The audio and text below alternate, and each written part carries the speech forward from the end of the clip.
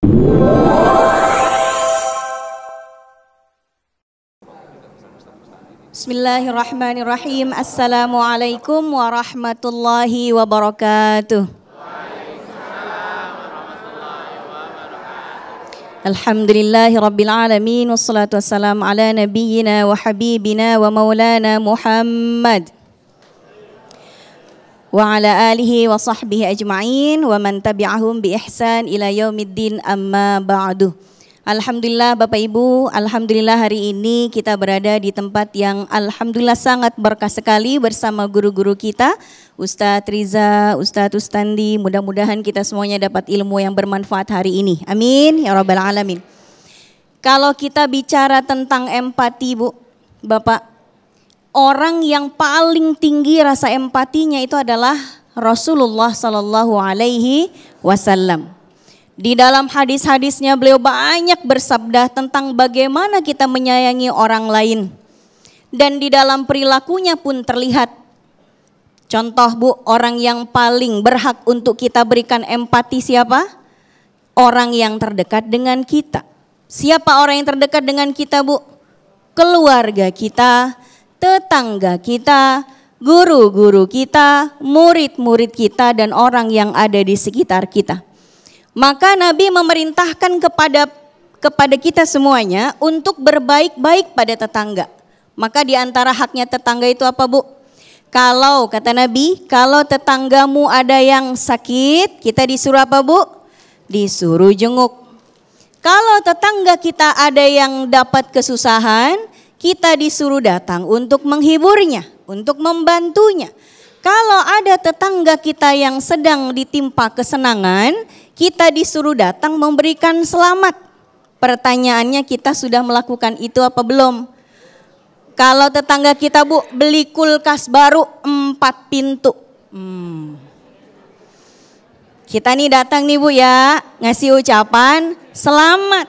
Selamat ya, mudah-mudahan berkah kulkasnya, bisa masak yang enak buat keluarga, gitu kan?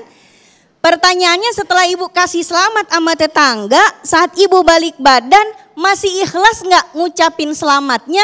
Atau jangan-jangan tiba-tiba ada firasat buruk yang dimakan oleh rasa hasad?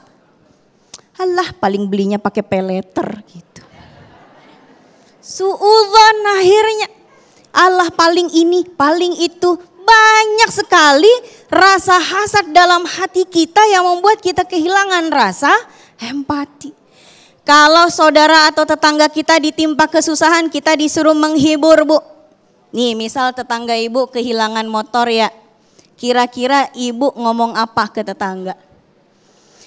Ikut sedih ya, mudah-mudahan diganti ama yang lebih baik lagi nanti sama Allah, gitu kan Bu ya?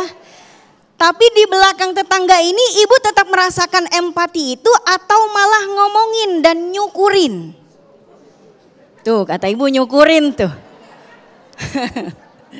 Syukurin, siapa suruh kalau orang itu pelit sama bakhil, jarang-jarang infak kayak begitu tuh ganjarannya gitu.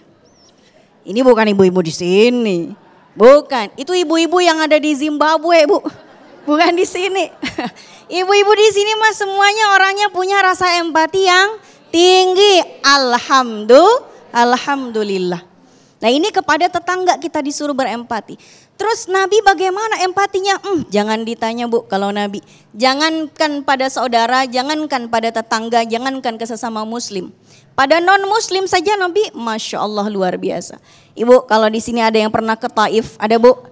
Kalau yang belum mudah-mudahan nyampe ke sana ya Bu ya, amin. Taif itu dulu Bu, ketika Nabi Muhammad SAW beliau hijrah ke Taif, berharap ada perlindungan, yang beliau terima itu apa? Dilemparin pakai batu, dilemparin pakai kotoran, sampai akhirnya Nabi bersembunyi di kebun anggur. Dan kemudian kata malaikat Jibril pada Nabi Muhammad, nih saya udah siap nih untuk menghancurkan negeri ini. Tinggal engkau minta aja sama Allah, saya siap nih ngancurinnya. Ayo ya Rasul, udah siap nih gitu kan. Siap Bu malaikat Jibril, tinggal Nabi bilang ya Allah hancurkan, hancur tuh. Tapi yang Nabi bilang sama malaikat Jibril apa? Jangan malaikat, jangan ditebalikin dah nih. Jangan dihancurkan tanah ini. Karena saya yakin suatu saat negeri ini orang-orangnya akan masuk Islam semuanya, akan menjadi pejuang untuk agama Allah. Saya tidak ingin mereka mati dalam keadaan kafir saat ini. Nanti saja mereka diwafatkan oleh Allah pada waktunya dalam keadaan muslim. Seandainya saat itu Nabi bilang, ya Allah hancurin dah nih, kurang ajar banget nih orang sini sama saya. Itu hancur udah Bu. Malaikat Jibril udah siap-siap.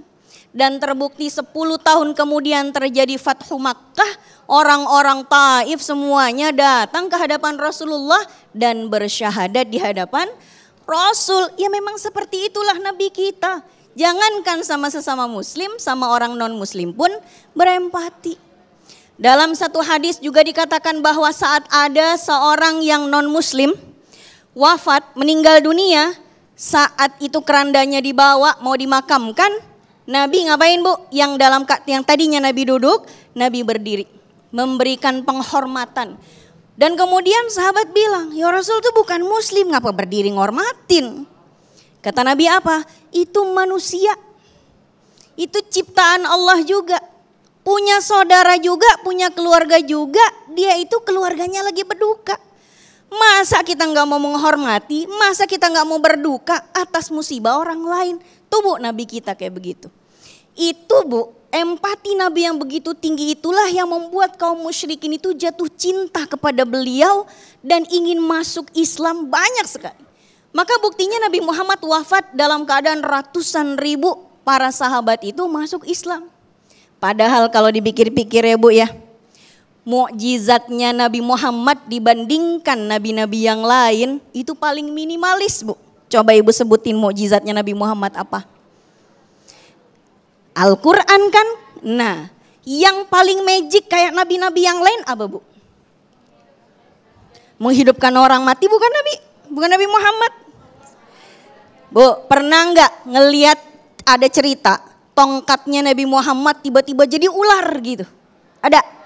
Gak ada. Itu mukjizatnya siapa? Nabi Musa. Pernah nggak tiba-tiba Nabi katanya menghidupkan burung yang dari tanah liat ditiup hidup gitu? Enggak.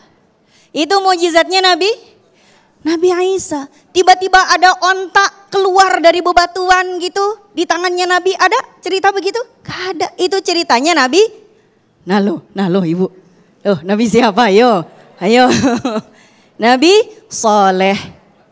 Nah, yang magic begitu sama Allah jarang dikasih ke Nabi. Ya memang ada 1-2 Nabi membelah bulan dan lain sebagainya. Tapi gak populer, gak familiar. Yang paling banyak diceritakan mukjizatnya Nabi adalah Al-Quran. Guidance kita dalam bahasa sastra yang sangat tinggi dan yang lebih keren dari semua mukjizat yang ada adalah rasa empati dan kasih sayang yang ada dalam diri Nabi Muhammad sallallahu alaihi wasallam. Maka ganjaran bagi kita yang berempati pada orang lain adalah di dalam diri kita ada cerminan dan keteladanan dari Nabi Muhammad sallallahu alaihi wasallam. Masya Allah, terima kasih Ustazah Aini, betapa luar biasanya akhlak Rasulullah Sallallahu Alaihi Wasallam dalam memberikan contoh empati sebagaimana apa yang dikisahkan oleh guru kita Ustazah Aini Aryani tadi. Nah, kami persilahkan para jamaah untuk berdialog kepada guru kita Ustazah Aini. Ada Bu Endang, silakan Bu Endang boleh berdiri untuk mengajukan pertanyaan berkaitan dengan tema kita pada siang hari ini, cara berempati ala Rasulullah Sallallahu Alaihi Wasallam. Bagaimana? Silakan Bu Endang boleh berdiri. Oke. Ya, sudah nyala Ibu.